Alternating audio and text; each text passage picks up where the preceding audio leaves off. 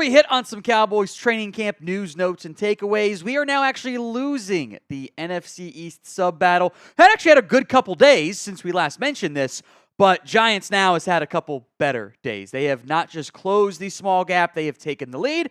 I warned you guys that was a possibility. Let's get that changed. Hit that sub button for more free Cowboys videos and Cowboys live watch parties, regular season and preseason this Sunday.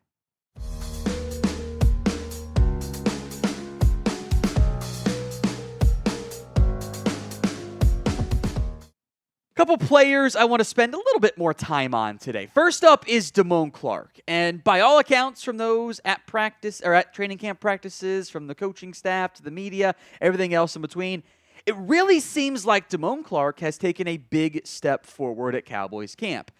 Now, as I've often said before, tackles in and of itself is not actually a good way to evaluate how good a football player is, because not all tackles are created equal. Sometimes that tackle comes at the line of scrimmage. It's a big play. Or behind the line of scrimmage. That's where TFLs, of course, help.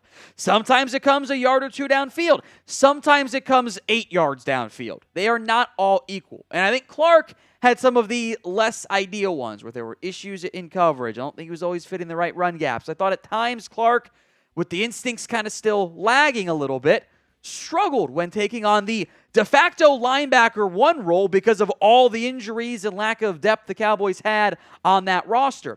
I think this role change for Damone Clark is helping him in a significant way.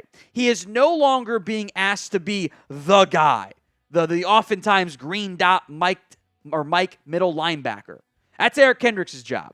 And DeMarvion Overshown is also great. I'm not slandering him either, to be clear. He's got a lot of weak side linebacker work. Damone Clark's gotten strong side linebacker work. He's gotten weak side linebacker, where I think he's allowed a little bit more to just kind of get hints and get help and say, hey, go watch out for this. And then he's able to use his really good athletic ability to make plays. Now, it's also training camp, still a long way to go. And I'm not saying he's suddenly going to have this level of breakout season. But maybe there's some similarities to what happened last year with Patrick Queen. Or I guess a year and a half ago too.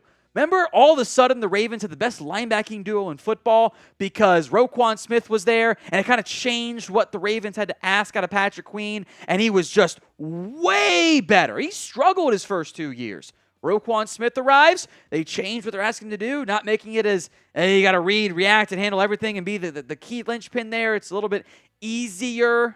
Football, it's not exactly easy, allowing him more to just go and play and make it easier on him and not have to be the guy at linebacker. Maybe you can get something similar with Damone Clark, knowing the Cowboys are still going to rotate linebackers and they'll use a lot more 3 linebacker looks than they basically didn't do it all last year. So are you buying the Damone Clark hype? Y for yes, N for no. It is the pinned comment on today's video. So if that ad comes on YouTube, great. Take advantage of it. Head down there and let me know.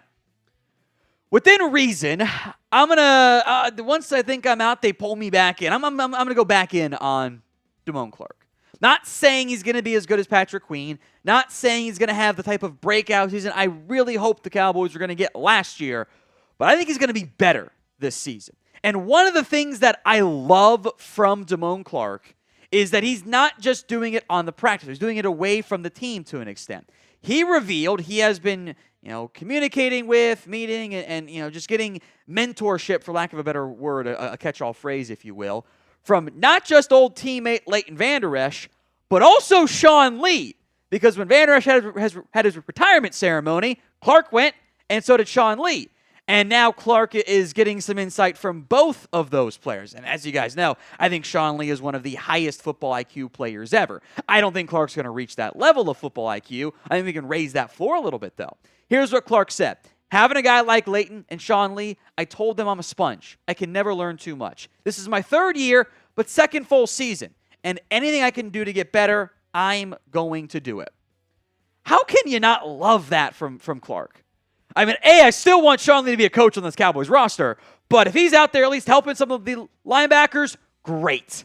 I think that is a huge thing for Dallas. So we'll see how many snaps Clark actually plays this year because I'm excited about Overshown. I'm excited about Kendricks. I think this linebacker room in general, of all the rooms to drink the Kool-Aid of this spot's going to be better, in a season where the Kool-Aid doesn't quite taste the same way maybe it used to given where the offseason went, linebacker is the one I'm most intrigued by. Today's show is made possible by Rocket Money. How closely, be honest here, do you track your bank statements and credit card history? I don't. Come on. Are you combing through every single charge on a regular basis, or do you just assume everything's, it's fine until, oops, that's not the way it's supposed to be? Who has time for that? Rocket Money is a personal finance app that helps find and cancel unwanted subscriptions, monitors your spending, helps lower your bills so you can grow your savings. They have a dashboard that shows you this month's spending compared to last month's spending so you can help you create a custom budget and keep your spending on track.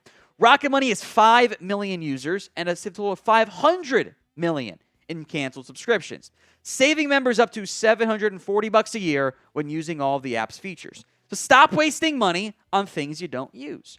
Cancel your unwanted subscriptions by going to rocketmoney.com/Cowboys. That's rocketmoney.com/Cowboys. Link will be in the comments section and the description of today's show. It's rocketmoney.com/Cowboys. Let's talk Rico Dowdle here as well. This has been a favorite of head coach Mike McCarthy almost since day one. This has been someone that the head coach has always been a fan of. And given the shaky state of the running back room, Dowdle has a chance to be RB1. Here's what Mike said recently on Rico. Boy, he had some tough luck there with the injuries, and he never blinked. Also mentioning that he was healthy and took that kickoff return for a touchdown a couple years ago in preseason. But once he fought through those injuries, really last year, when he was given an opportunity, he's played really good football for us. I wanted to see Rico get more work last season. I thought that you could have done a little bit more of a rotation and not just run Pollard into the ground. Although maybe the Cowboys knew they weren't going to pay Tony Pollard and were okay giving him a higher workload because they weren't as concerned about that. But it's going to be a committee this year. But who is at the front of that committee or among the 1A tied for first, 1B, whatever committee options? I really think Dowdle should be in strong consideration there. Here's what Dowdle said on his expectations this year. We haven't done a running back by committee here, so I'm not sure how it will all go. But expectations for myself were to do more than I did last year, whatever that may be, being more productive than I was last year. Now, from a contract perspective, Dowdle is not guaranteed a roster spot. They did not guarantee him a big chunk of change. He has to earn that spot still. If it were up to me, I would make Rico Dowdle my number one back, and I'd play him over Ezekiel. Obviously, situations are different. They can still want to use Zeke in short yardage, etc. But I would lean toward Dowdle being my RB1. I don't know if the Cowboys are going to do the exact same thing because life is not a meritocracy. And there are still plenty in the Cowboys organization who are very high on Zeke, even though I think Dowdle's definitely looked better. We'll see who plays in the preseason. By the way, we'll spend some more time on this in the future. But Vaughn and Freeman are both nicked up. Who's going to get the carries in the backfield? So will Rico Dowdle lead Dallas in rushing yards this year? A for yes, B for no. Sound off where else but in the comments of today's video. We'll wrap up now with some Mazi Smith conversation. The Cowboys are coaching Mazi Smith hard right now. I think that's a good thing. Because, look, you're a professional athlete. You have to take hard coaching sometimes. And it sounds like he's handling that pretty well. Although there's been some conflicting info with what Mike Zimmer and McCarthy have said about his play and what I think some of the really smart football-minded analysts at camp have said. There's been some, only positive praise from coaching staff, not always super positive from the analysts there. Here's what Big Mike said.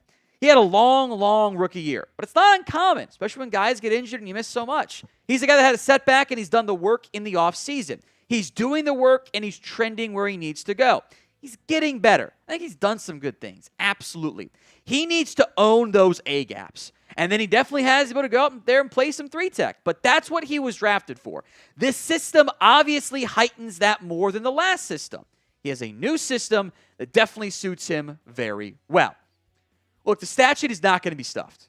And I don't ever expect Mazi Smith to be better than Jalen Carter, to be better than Vita Vea, to be better than Jordan Davis.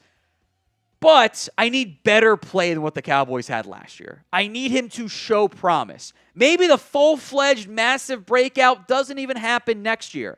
But I need him to at least be a serviceable football player. And there were times last year that he was.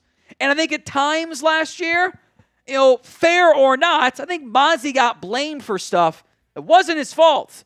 There were games, I saw the tweets of people going, Mazi's to blame for the run defense. I'm like, Mazi, you just quote tweeted a play in which he wasn't out there. Like, how is that his fault? Now, we can be mad that he wasn't out there, but can't blame the guy who was on the field. That's the other players' responsibilities too. But fair or not, the Cowboys' run defense struggles or has a bad rep. The first person people are going to blame is Mazi Smith. Even though I thought last year the poor linebacker play and the poor front play all coalesced into a fairly negative thing. So what is your confidence level in Mazi Smith? Scale it for me from 1 to 10 in the comments of today's video. 1, of course, the low end, 10 on the high end. I wonder if Mazi had some low confidence last year. He has admitted that last year was hard for him. And it was. The struggles, the lack of impact, I think being asked to do something different than what he did at Michigan and trying to adjust to that and whatever the real reason was for the weight loss or frankly probably the combinations of reasons there, it's tough on him. The Cowboys need him badly. They don't have the options at defensive tackle. They don't have the bodies. They spent a first-round pick on Mazi Smith. He has to contribute. You can't, honestly, I can't even just not play him. I don't have the depth. I will fall for the sunk cost fallacy. I will put him out there instead. And I will force him to prove he's either not good or good. So it is a big year for Mazi Smith because the Cowboys need him on the interior.